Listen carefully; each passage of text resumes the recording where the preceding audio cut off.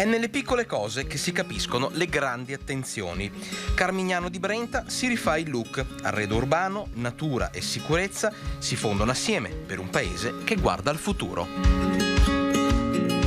Un anno e mezzo di pandemia, un anno e mezzo di difficoltà che però non hanno impedito a Carmignano di effettuare lavori importanti per quello che riguarda la viabilità, per quello che riguarda la sicurezza, per quello che riguarda il decoro urbano.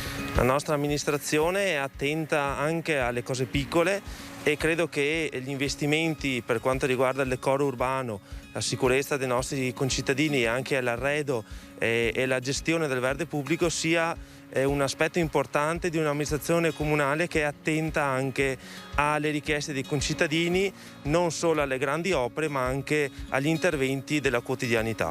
Di che interventi stiamo parlando e soprattutto vediamo alle nostre spalle lavori ancora in corso?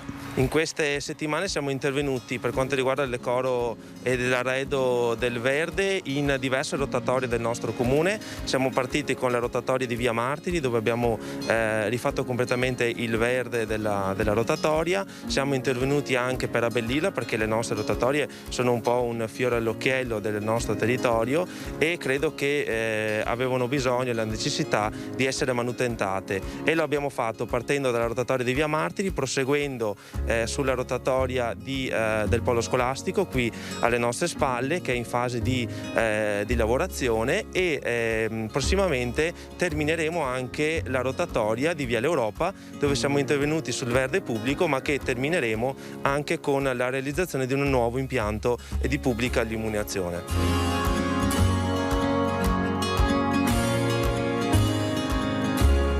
A proposito di sicurezza, qui in questo posto abbiamo da poco terminato i lavori di ripristino della pista ciclabile di Viale Europa, che era una pista ciclabile da sempre con dei saliscendi, abbiamo messo a raso e l'abbiamo resa pedonabile e ciclabile al 100%. Una Carmignano sempre più vivibile, sempre più bella anche. Sicuramente abbiamo non solo messo in sicurezza la ciclabile, ma abbiamo anche inserito degli elementi di arredo all'interno di questa pista ciclabile, l'abbiamo potenziata anche dal punto di vista luminotecnico.